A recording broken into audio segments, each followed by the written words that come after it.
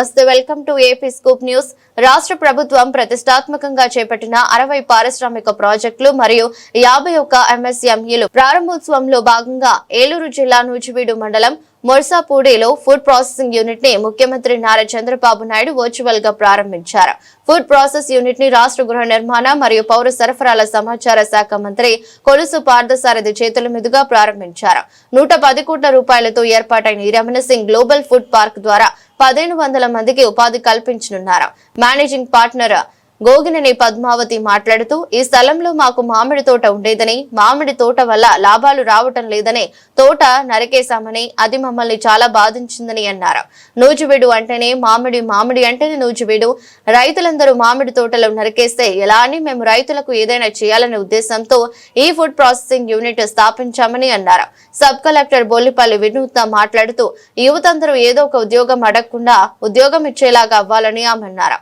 మంత్రి పార్థసారథి మాట్లాడుతూ, food processing unit ద్వారా ప్రత్యక్షంగా 750 మందికి, పరోక్షంగా 800 మందికి ఉపాధి కల్పిస్తున్నట్లు తెలిపారు.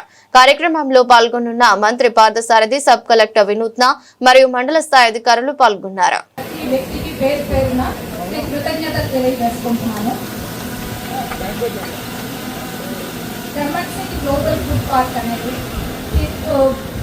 సంస్థ యొక్క అధినేత బాబు గారి బిడ్డలు వాళ్ళిద్దరు స్థానము ఈ 14 ఎకరాల్లోనూ ఒకప్పుడు మామిడి తోట ఉండేది. మాకు ఆ తోట పిల్లలు చిన్నప్పుడు మాకు సరైన గిట్టుబాటు ధర కల్పించలేకపోవటం, దాని నుంచి వచ్చిన నష్టాల వల్ల మేము దాన్ని నరికేసుకున్నాం. అదే ప్రాంతంలో మళ్ళీ మామిడి all the students from ITI and IIIT and other women entrepreneurs, all of you అందరికీ గుడ్ ఆఫ్టర్నూన్. సో ఇవాళ మనం ఇక్కడ పరిశ్రమలు ఉపాధి కల్పన అని government of Andhra Pradesh under the guidance of honourable chief minister sir ఈ ప్రోగ్రామ్ ని state wide chief minister sir is launching. So ఇది different across the state foundation stone of multiple MSME parks and food parks కి ఇవాళ మనం foundation stone ని chief minister sir lay down చేస్తున్నారు. So ఈ programme కి specially entrepreneurs and students ని ఎందుకు ఇన్వైట్ చేశారు అంటే, మీరందరూ అండర్స్టాండ్ చేసుకోవాలి, చీఫ్ మినిస్టర్ సార్ ఒక విజన్ ప్లాన్ క్రియేట్ చేశారు స్టేట్ కి, విజన్ 2047 స్వర్ణాంధ్ర అని. సో దాంట్లో ఒక బిగ్గెస్ట్ 10 సూత్రాల్లో one of the major thing is every job seeker ని జాబ్ ప్రొవైడర్ గా చేయాలి అని. సో మీలో చాలా మందికి చాలా ఐడియాస్ ఉంటాయి, వాటన్నిటిని ఇంక్యుబేట్ చేయడానికి స్టూడెంట్స్ ఇప్పుడు IIT స్టూడెంట్స్ ఉన్నారు, ఉమెన్ కూడా ఉన్నారు. మీలో ఉన్న స్కిల్స్ అన్ని ఎవ్రీ ఉమెన్ ఒక ఎంటర్ప్రెన్యూర్ అవ్వాలి. సో దాని గురించి అండ్ ఎవ్రీ స్టూడెంట్ జాబ్ అడగకుండా మీరు జాబ్ ఇవ్వాలి, ఆ సిచ్యువేషన్ కి మీరు వెళ్ళాలి అని ప్రొవిజన్ చేయడానికి ఆంధ్రప్రదేశ్ గవర్నమెంట్ ఈస్ డూయింగ్ అన్ని. ఇప్పుడు is of doing business. So ఇప్పుడు ఇంతకు ముందు ఇంటరాక్షన్ మీరు చూసినట్టు, మీరు ఏదైనా కంపెనీ సెటప్ చేస్తామంటే విజయ్ బాలాజీ గారు Raman Singh global food park ఇంకా బాగా మనకి ఎక్స్ప్లెయిన్ చేయగలుగుతారు. ల్యాండ్ ఐడెంటిఫికేషన్ దగ్గర నుంచి మీరు ఎంత వాటర్ కనెక్షన్, రోడ్, ఎలక్ట్రిసిటీ అవన్నీ మీరు ప్రొవైడ్ చేసి అన్ని government single window clearance system. So one time మీరు అప్లై చేస్తే ఆ ఫెసిలిటీస్ అన్ని మీకు ప్రొవైడ్ చేసి ఆంధ్రప్రదేశ్ స్టేట్ లో కంపెనీ ఎస్టాబ్లిష్ చేసి రావడం అక్కడ చాలా ఈజ్ చేస్తున్నాం అన్నమాట. సో అది chief minister sir intention and the agenda of government. So మీ అందరూ కూడా ఈ ఆపర్చునిటీని యూటిలైజ్ చేసుకోవాలి. సో దానికోసం మీకు ఈ ప్రోగ్రామ్ అవేర్నెస్, మీలో ఉన్న ఐడియాస్ అన్ని మీ కాలేజ్లో ఇంక్యుబేట్ చేసుకోండి. సో మీరందరూ క్రియేటివ్, ఇప్పుడు artificial intelligence, data science, quantum technology, వీటన్నిటిలో మీరందరూ యూ షుడ్ ఎక్సెల్, మనందరం ముందుకు వెళ్ళాలి. సో దాని గురించి whole idea of this program. Now I talk about Raman Singh global food park. It is extremely proud moment మన నూజివీడు సబ్ డివిజన్ కి. ఎందుకు అంటే 5100 పీపుల్ కి direct and indirect employment create అవుతుంది ఈ మెగా ఫుడ్ పార్క్. ఇక్కడ వీఆర్ ఎక్స్ట్రీమ్లీ హ్యాపీ దట్ ఈ private Raman Singh global food park is collaborating and in partnership. Chief minister sir repeated గా చెప్తారు, పబ్లిక్ ప్రైవేట్ పీపుల్ పార్ట్నర్షిప్ తోని we can achieve development and progress అని. So అదే guidance లో ఈ Raman Singh global food park ముందుకు వచ్చి ఇంత వాలంటీర్ గా అండ్ మోస్ట్ నెసెసిటీ ఉన్న ఫీల్డ్ ఇది. ఇక్కడ Nuzvid is famous for mangoes, but every time ఏమవుతుంది అంటే ఓన్లీ రా ఫ్రూట్ కి ఉండేంత వాల్యూ ఉండదు, దాన్ని ప్రాసెస్ చేయాలి, వాల్యూ ఎడిషన్ చేయాలి. సో అలాంటి కోల్డ్ స్టోరేజ్ ఉన్నప్పుడు దానికి ప్రాసెసింగ్ వాల్యూ ఎడిషన్ చేసినప్పుడు మాత్రమే ఉన్నదానికంటే ఎక్కువ షెల్ఫ్ లైఫ్ ఇంక్రీజ్ అవుతుంది, దానికి ఫార్మర్ కి ఎక్కువ బెనిఫిట్ వస్తుంది. సో ఆ processing facility, cold storage facility, then ఆ ప్యాకేజింగ్, అవన్నీ నేను అనంతపురంలో అసిస్టెంట్ కలెక్టర్ గా నేను వర్క్ చేసినప్పుడు అనంతపురంలో తాడిపత్రి బనానాస్ ఒక 1 lakh metric ton bananas we have sent to central Asia, Dubai పంపించాం. సో అలాగే ఇక్కడ నుంచి కూడా ఎక్స్పోర్టింగ్ జరగాలంటే ఈ ఫెసిలిటీ చాలా అవసరం. సో ఎక్స్పోర్ట్ క్వాలిటీ ప్రొడ్యూస్ నూజివీడ్లో రావాలి. దానికోసం Raman Singh global food park ఈ వెంచర్ చేసినందుకు నేను I really appreciate and thank them for coming on board for the progress of the state Andhra Pradesh. I appreciate ఇక్కడ పార్టిసిపేట్ చేసిన వాళ్ళందరికీ. మీరు ఇక్కడ నుంచి యూ లెర్న్ సంథింగ్ అండ్ దీన్ని ఇన్స్పిరేషన్ గా తీసుకుని ప్లీజ్ ఆల్సో ఈ విజయ్ గారు మీ అందరికీ ఒక inspiration. He has studied abroad and he has come back and is setting up this unit. So మీరందరూ కూడా మీ టాలెంట్ ని you should use for our own country and for our own state. So దానికోసం మీరందరూ in the vision of 2047 స్వర్ణాంధ్రకి help చేస్తారని నేను expect చేస్తున్నాను. Thank you every. ఇక్కడికి వచ్చేసిన సోదరులకు, అధికారులకు, విలేకరులకు, ఎంటర్ప్రెన్యూర్స్కి అందరికీ కూడా నా హృదయపూర్వక నమస్కారాలు. ఛాంబర్ ఆఫ్ కామర్స్ అధ్యక్షులు ఒకటి చెప్పారు, మేము సహకరిస్తాం, మీకు ఏం కావాలంటే అది చేస్తామని. మొట్టమొదటి నా స్పీచ్ ముందు వారికి ఒక రిక్వెస్ట్ చేస్తే వారు నా కోరిక ఏంటి తెలుస్తుంది. వారిని నేను కోరేది ఏంటంటే మా నూజివీడు అన్ని వసతులు, అన్ని వనరులు ఉన్న ప్రాంతం.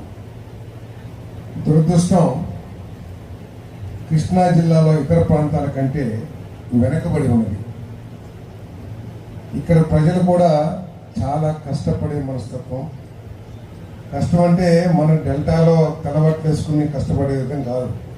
ఇక్కడంతా కూడా పొద్దు నుంచి సాయంత్రం దాకా చెమటొచ్చి కాయ కష్టం చేసుకుంటూ ఉండే జనాభా. అంతేకాకుండా మాకు ఒక వరంగా IIIT హ్యూమన్ రిసోర్సెస్ కోసం ఎవరు ఫ్యాక్టరీ పెట్టినా కూడా మీరు ఎక్కడికో వెళ్ళి జాబ్ మేళర్స్లో ఎదుర్కోవాల్సిన అవసరం లేదు. మీకు కావాల్సిన హ్యూమన్ రిసోర్సెస్ అన్నీ కూడా చక్కగా వెంటనే, ఎందుకంటే IIITలో మెడికల్ లాంటి యువకులు ఉన్నారు. కాబట్టి మిమ్మల్ని రిక్వెస్ట్ ఏంటంటే మీకు అన్ని విధాల మీకు తెలుసు, మీరు ప్రభుత్వాన్ని చూస్తూ ఉన్నారు, స్పీడ్ ఆఫ్ డూయింగ్ బిజినెస్ ముఖ్యమంత్రి గారు ఏ విధంగా చేస్తున్నారో అదే స్ఫూర్తితో అదే బాటలో నేను కూడా మీకు ఎటువంటి సహకారం కావాలో మా అధికారులు కూడా, మా సబ్ కలెక్టర్ గారు, మా MROs, MBDOs అందరూ కూడా పోలీస్ డిపార్ట్మెంట్ చాలా కోఆపరేటివ్, హెల్ప్ఫుల్. కాబట్టి నేను మిమ్మల్ని ప్రత్యేకంగా కోరుకునేది ఏంటంటే మీకు తెలిసిన ప్రతి ఎంటర్ప్రెన్యూర్ని ఫస్ట్ నూజివీడు సైడ్ చూసామని చెప్పండి. అదే నా కోరిక. నెక్స్ట్ ఇకపోతే ఈరోజు ప్రత్యేకంగా ఇటువంటి కార్యక్రమం మీరు ఎప్పుడు చూసినారు. ఆయన బాలాజీ గారు ఫ్యాక్టరీ పెట్టుకుంటే ఏంటి, మనందరం వచ్చి శంకుస్థాపనలో ఆయన పెట్టిన స్వీటో లేకపోతే జీడిపప్పు తినెళ్తాం ఏంటి అని మీరు అందరూ అనుకోవచ్చు. ఇది ఆయన పెట్టిన ప్రోగ్రాం కాదు. ఆయన ఆశీర్వదించి ఆయన చాలా ఉన్నత శిఖరాలకి ఇటువంటి ఫ్యాక్టరీలు చాలా పెట్టాలని మనం ఆశీర్వదించినా కూడా ఈ కార్యక్రమం యొక్క ఆలోచన ఏంటంటే మన రాష్ట్రంలో ఏమి జరుగుతుంది, ఈ రాష్ట్ర ప్రభుత్వ భవిష్యత్తు కోసం, ఈ రాష్ట్రంలో యువతీ యువకుల కోసం ఈ ప్రభుత్వం చేస్తున్న ప్రయత్నాలు ఏమిటి అనే విషయాన్ని ప్రజల్లోకి తీసుకెళ్లడం కోసం ఈ కార్యక్రమం చేసామని చెప్పేసి మనం చేస్తాం. అదేవిధంగా ప్రత్యేకంగా ITI స్టూడెంట్స్ని, IIIT స్టూడెంట్స్ని తీసుకొచ్చి ఈ కార్యక్రమంలో కూర్చోబెట్టాం. కారణం ఏమిటంటే మనందరికీ కూడా మనం గ్రాఫ్ వేస్తే మనం కిందకి దిగిపోయే స్టేజ్లో ఉన్నాం, వాళ్ళంతా కూడా పైకి వెళ్ళే స్టేజ్లో ఉన్నారు. కాబట్టి వాళ్ళ కోసం ఈ ప్రభుత్వం చేస్తున్న ఆలోచనలు ఏమిటి, ప్రభుత్వం యొక్క ఆలోచనకి వారి ఆలోచనలు కూడా జోడించి ఇంకా ముందుకు ఈ రాష్ట్రాన్ని ఏ విధంగా తీసుకెళ్ళాలి, ఈ రాష్ట్రాన్ని తీసుకెళ్తే కాకుండా వారికి వారు వారి భవిష్యత్తుని ఏ విధంగా బంగారం చేసుకోవచ్చు, ఏమేమి అవకాశాలు ఉన్నాయి అనే ఉద్దేశంతో ఈ కార్యక్రమాన్ని ఏర్పాటు చేశామని చెప్పేసి నేను సవినీగా మనం చేస్తాను. ప్రత్యేకంగా యంగ్ స్టూడెంట్స్ ఎవరైతే ఉన్నారో వాళ్ళందరూ దీన్ని ఏదో సరదాగా మా కాలేజీకి పంపించారు, మేము కొంచెం కూర్చున్నాం, సరదా కౌలు చెప్పుకున్నాం, వెళ్ళిపోయామని ఆలోచన వద్దని చెప్పేసి మీకు మనం చేస్తాను. నెక్స్ట్ ఇప్పుడు దాకా మీ అమ్మా నాన్న పర్యవేక్షణలో, మీ టీచర్స్ పర్యవేక్షణలో ఉన్నారు కాబట్టి యు ఆర్ సేఫ్. ఇంకా 1 సంవత్సరం, 2 సంవత్సరాలు, 3 సంవత్సరాల తర్వాత మీరు రోడ్డు మీదకి రావాల్సిన అవసరం ఉంది. ఆ వచ్చేటప్పటికి మీ ఆలోచనలకి ఒక రూపం కల్పించుకొని, మీ లక్ష్యాన్ని నిర్దేశించుకొని, మీ లక్ష్యాలను సాధించడానికి, మీ ఆలోచనల్ని సాకారం చేసుకోవడానికి ప్రభుత్వం నుంచి ఎటువంటి సహకారం తీసుకొచ్చనే ఒక నిర్దిష్టమైన ఒక కార్యాచరణతో మీరు కాలేజీలో నుంచి కాలు బయట పెట్టాలని చెప్పేసి మీ అందరికీ సవినీయంగా మనవి చేస్తా ఉన్నాను. ఈరోజు మనందరికీ తెలిసిందే, ఆంధ్రప్రదేశ్ యంగెస్ట్ స్టేట్ మన ఇండియా. మరి 5 సంవత్సరాలు మొట్టమొదటిగా చంద్రబాబు నాయుడు గారు అనేక విత్తనాలు చల్లారు ఈ రాష్ట్ర అభివృద్ధి కోసం. ఆయనకున్న విజన్తో కానివ్వండి, ఆయనకున్న 10-15 సంవత్సరాల అనుభవంతో కానివ్వండి. దురదృష్టం తర్వాత ఆ ప్రభుత్వం ఓడిపోవటం, తర్వాత వచ్చిన ప్రభుత్వం మూలంగా ఈ రాష్ట్రం అనేక ఇబ్బందులు పడింది. సరే, నేను రాజకీయాల్లోకి వెళ్ళదలుచుకోలేదు, కానీ అభివృద్ధిలో, ప్రత్యేకంగా పారిశ్రామిక అభివృద్ధిలో, ఆర్థిక అభివృద్ధిలో, వీటన్నింటిలో కూడా కొంత కుంటుపడిన విషయం మనకు తెలిసిందే. ఈరోజు ప్రభుత్వం చేస్తుంది ఏమిటో మీరందరూ కూడా ఆలోచించాలని చెప్పేసి మనం చేస్తాను. ఈరోజు చంద్రబాబు నాయుడు గారు ఒక దూరదృష్టితో, చాలా మందికి ఏమనిపిస్తుంది అంటే చంద్రబాబు నాయుడు గారు కేవలం సాఫ్ట్వేర్ కంపెనీలకి లేకపోతే పారిశ్రామికవేత్తలకి నిర్దేశించుకొని మీ లక్ష్యాలను సాధించడానికి, మీ ఆలోచనల్ని సాకారం చేసుకోవడానికి ప్రభుత్వం నుంచి ఎటువంటి సహకారం తీసుకొచ్చనే ఒక నిర్దిష్టమైన ఒక కార్యాచరణతో మీరు కాలేజీలో నుంచి కాలు బయట పెట్టాలని చెప్పేసి మీ అందరికీ సవినీయంగా మనవి చేస్తా ఉన్నాను. ఈరోజు మనందరికీ తెలిసిందే, ఆంధ్రప్రదేశ్ యంగెస్ట్ స్టేట్ మన ఇండియా. మరి 5 సంవత్సరాలు మొట్టమొదటిగా చంద్రబాబు నాయుడు గారు అనేక విత్తనాలు చల్లారు ఈ రాష్ట్ర అభివృద్ధి కోసం. ఆయనకున్న విజన్తో కానివ్వండి, ఆయనకున్న 10-15 సంవత్సరాల అనుభవంతో కానివ్వండి. దురదృష్టం తర్వాత ఆ ప్రభుత్వం ఓడిపోవటం, తర్వాత వచ్చిన ప్రభుత్వం మూలంగా ఈ రాష్ట్రం అనేక ఇబ్బందులు పడింది. సరే, నేను రాజకీయాల్లోకి వెళ్ళదలుచుకోలేదు, కానీ అభివృద్ధిలో, ప్రత్యేకంగా పారిశ్రామిక అభివృద్ధిలో, ఆర్థిక అభివృద్ధిలో, వీటన్నింటిలో కూడా కొంత కుంటుపడిన విషయం మనకు తెలిసిందే. ఈరోజు ప్రభుత్వం చేస్తుంది ఏమిటో మీరందరూ కూడా ఆలోచించాలని చెప్పేసి మనం చేస్తాను. ఈరోజు చంద్రబాబు నాయుడు గారు ఒక దూరదృష్టితో, చాలా మందికి ఏమనిపిస్తుంది అంటే చంద్రబాబు నాయుడు గారు కేవలం సాఫ్ట్వేర్ కంపెనీలకి లేకపోతే పారిశ్రామికవేత్తలకి అనుకూలంగా ఉంటాడని చెప్పేసి ఒక దురభిప్రాయాన్ని నాబోటి రాజకీయ నాయకులే ప్రజల్లో కలిగించారని చెప్పేసి మనం చేస్తాం. ఆయన గ్రామీణ ప్రాంతాలకి లేకపోతే పేదవాళ్ళకి, వ్యవసాయదారులకి అంత అనుకూలుడు కాదు, పెద్ద పెద్ద బిల్ గేట్స్ వాళ్ళందరికీ మాత్రమే అనుకూలుడని ఒక ముద్ర వేశారని చెప్పేసి మనం చేస్తాం. కానీ అది నేను అన్ని చూసిన వాడిగా చెప్తా ఉన్నాను, అది చాలా తప్పని చెప్పేసి మనం చేస్తాను. ఈరోజు ఈ ప్రభుత్వం చేస్తున్న సంక్షేమ కార్యక్రమాలు చూస్తే ఇంకొకటి కూడా ప్రజల్లో ఒక నానుడి ఉంది. గత ప్రభుత్వంలో చాలా బ్రహ్మాండంగా సంక్షేమ కార్యక్రమాలు ఇచ్చారు, మా చేతిలో డబ్బులు ఆడాయి, ఆ డబ్బులుంటే ఏదో ఒకటి కొనుక్కుంటాని చేసేవాళ్ళం అని చెప్పేసి ఒక ప్రచారాన్ని కొంతమంది తీసుకెళ్తా ఉన్నారని చెప్పేసి మనం చేస్తాను. సో దాని విషయంలో కూడా మీకు తెలియజేస్తాను, గత ప్రభుత్వం ఇచ్చిన దానికంటే ఈ ప్రభుత్వం చాలా ఎక్కువగా సంక్షేమ కార్యక్రమాల ద్వారా నేరుగా డబ్బులు ఇచ్చే కార్యక్రమం మీ కుటుంబాలకి ఈ ప్రభుత్వం చేస్తుందని చెప్పేసి మనం చేస్తాను. ఒక విధంగా గత ప్రభుత్వంతో మీరు పోలిస్తే వారు 2250 రూపాయలు మొట్టమొదటి సంవత్సరం పెన్షన్ ఇస్తే మనం 44,000 రూపాయలు ఇస్తున్నాం. అంటే వాళ్ళు 27,000, 30,000 రూపాయలు ఇస్తే మనం 48,000 రూపాయలు సంవత్సరానికి ఇస్తున్నాం. వాళ్ళ అమ్మఒడి పేరు మీద ఇంటికి ఒక పిల్లవాడికి ఇస్తే మనం 3 కాదు, 4 కాదు, 10 మంది ఉన్న పిల్లలకు కూడా తల్లికి వందనం కార్యక్రమం ఇచ్చి మరి 3కి యావరేజ్గా 3కి వేసుకున్నాం, 2కి వేసుకున్నా కూడా మరి మనం 30,000 ఇస్తే ఆ ప్రభుత్వం 13,000 ఇచ్చింది. మరి అన్నదాత సుఖీభవ మనం 20,000 ఇస్తే ఆ ప్రభుత్వం 13,000 ఇచ్చింది. కాబట్టి ఇవన్నీ పక్కన పెట్టండి. అంటే ఆ అబద్ధపు ఆలోచన నుంచి, ఆ అబద్ధపు ప్రచారం నుంచి మీరు దయచేసి బయటపడమని చెప్పేసి మనం చేస్తాం. కానీ ఆ ప్రభుత్వానికి ఈ ప్రభుత్వానికి ఉన్న తేడా ఏమిటంటే ఆ ప్రభుత్వం అమ్మఒడి ఇచ్చింది, లేకపోతే ఫీజు రింబర్స్మెంట్ ఇచ్చింది, ఈ ప్రభుత్వం కూడా ఇస్తుంది, తల్లి కొందరికి ఎక్కువగా ఇస్తుంది. కానీ ఆ ప్రభుత్వానికి ఈ ప్రభుత్వానికి ఉన్న ఆలోచనలో తేడా ఏమిటంటే, మీ పిల్లవాడిని స్కూల్లో అమ్మఒడి పేరు మీద ఏదో 13,000 ఇచ్చారు, లేదు మీ పిల్లలకి ఫీజు రింబర్స్మెంటో లేకపోతే ఇంకోటో ఇచ్చేసి డిగ్రీ చేశారు, డిగ్రీ చదివించారు, నేను ఈ రోజు డిగ్రీ మీద చదివించారు. చదివించిన తర్వాత నా బాధ్యత పూర్తి అయిపోయింది, నేను బ్రహ్మాండంగా చేసేసానని చెప్పేసి ఆ ప్రభుత్వం సంకల్పం కొట్టుకుంది. కానీ అసలు బాధ్యత ప్రభుత్వానికి ఆ డిగ్రీ చేసిన తర్వాతే మొదలైందనే విషయాన్ని గత ప్రభుత్వం ఆలోచన చేయలేకపోయిందని చెప్పేసి మీకు మనం చేస్తాను. మన పిల్లవాడు ఇంజనీరింగ్ చదివాడు, లేదా మన పిల్లవాడు ఒక డిగ్రీ చేశాడు, మరి తర్వాత ఏ ఉద్యోగ అవకాశాలు ఏ విధంగా వస్తాయి? అది ఆ ప్రభుత్వం లోపించి ఆ యువతంతా కూడా 5 సంవత్సరాల్లో చదువుకున్న యువత పెడు మార్గాలు పడటం కానీ, తల్లిదండ్రులకు దూరంగా వెళ్ళిపోయి ఎక్కడెక్కడో మరి ఉపాధి కోసం దూర ప్రాంతాలకు వెళ్ళటం కానీ, లేకపోతే మళ్ళీ వారి తల్లిదండ్రులు చేసే చిన్న వ్యవసాయంలోకి వెళ్ళటం కానీ, అంటే వారు చదువుకున్న చదువుకి సార్థకత లభించక నష్టపోయారని చెప్పేసి మనం చేస్తున్నాం. ఈ ప్రభుత్వానికి ఉన్న తేడా ఏమిటంటే, ఒక విజన్ ఉన్న వ్యక్తి అనుకోండి మీరు, లేకపోతే 20 సంవత్సరాలు ముఖ్యమంత్రిగా ఉన్న వ్యక్తి అని అనుకోండి మీరు, లేదా తెలుగుదేశం పార్టీ ఆలోచన సరళి అనుకోండి. ఈరోజు డిగ్రీ లేదా తల్లికి వందల ద్వారా చదివించడమే కాదు, డిగ్రీ చేయించడమే కాదు, తర్వాత ప్రపంచవ్యాప్తంగా పారిశ్రామికంగా వస్తున్న అభివృద్ధిని మన రాష్ట్రం వైపు మళ్లించి ఇక్కడ పరిశ్రమలు స్థాపింపజేసి ఆ పారిశ్రామిక యాజమాన్యాలకి ఎటువంటి మానవ వనరులు కావాలి.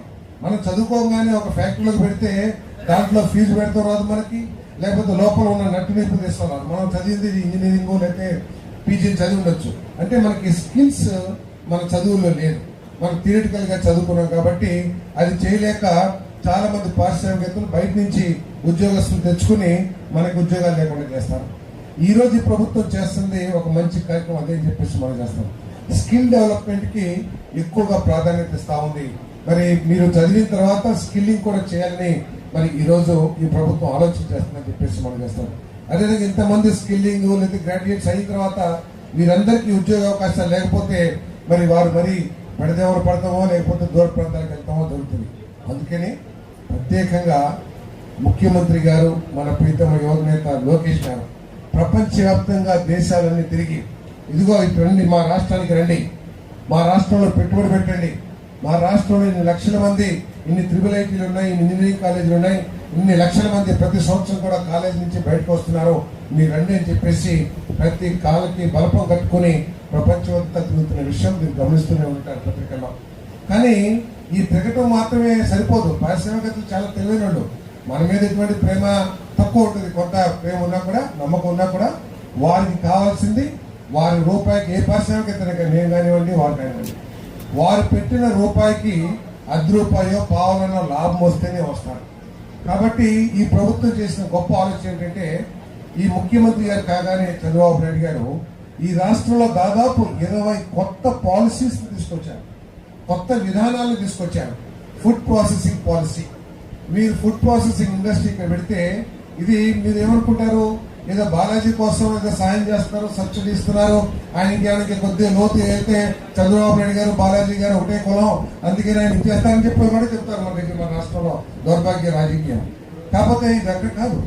ఈ ఫ్యాక్టరీ ఇక్కడ రావడం మూలంగా ఈ నూజివీడులో పండించే మామిడికాయలకి కానివ్వండి, లేదా జామకాయలకు కానివ్వండి, లేదా అనేక ఈ హార్టికల్చర్ క్రాప్స్ కి వీళ్ళ ద్వారా సరే ఆయన రూపాయలు సంపాదించుకుంటాం లేదో ఆయన ఒకటి మనకు పక్కన పెడితే మన దగ్గర ఉన్న రైతాంగం అంతా కూడా లాభం పొందే అవకాశం వస్తుందని చెప్పేసి మనం చేస్తాను. ఈరోజు మన నూజివీడులో రోడ్లకు వెళ్తుంటే చాలా బాగా వస్తుంది. ఏ విధంగా చాలా మంది ముసలి వాళ్ళు అయిపోయిన తల్లిదండ్రులను పక్కన పడేసి అమెరికాలో లేదా ఎక్కడెక్కడికి వెళ్తున్నారో ఆ మామిడి చెట్లని నరికేస్తుంటే కొంత బాధగా కూడా ఉంటుందని చెప్పేసి మనం చేస్తాను. హైదరాబాద్ ఉన్నప్పుడు వ్యాన్లో నూజివీడు మామిడికాయలను బోర్డు పెట్టుకుని మరి లారీ మామిడికాయలు అమ్మేవాడు. ఈ రోజు చూస్తూ ఉంటే చెట్లు నరికేస్తున్నారు. ఎందుకు? లాభం రావట్లేదు, రైతుకి కొనేవాడు లేడు, ఎక్కడి నుంచో వచ్చి కొంటాడు, అక్కడి నుంచి వచ్చి కొనేవాడు ఇక్కడే కొనక్కర్లా, ఏ రాష్ట్రం నుంచైనా కొనుక్కోవచ్చు. కానీ ఇక్కడ ఫ్యాక్టరీ పెడితే ఇక్కడ రైతులకి ఒక ప్రాధాన్యత ఇచ్చే అవకాశం ఉంటుంది. కాబట్టి ఈ ఇండస్ట్రీ ఈ ప్రాంత అభివృద్ధికి, ఈ ప్రాంతంలోని రైతులకి మేలు జరుగుతుంది అని చెప్పేసి మీ అందరికీ సడన్గా మనం చేస్తాను. ఈరోజు ఇటువంటి కార్యక్రమాన్ని ప్రతి జిల్లాలో పెట్టాం.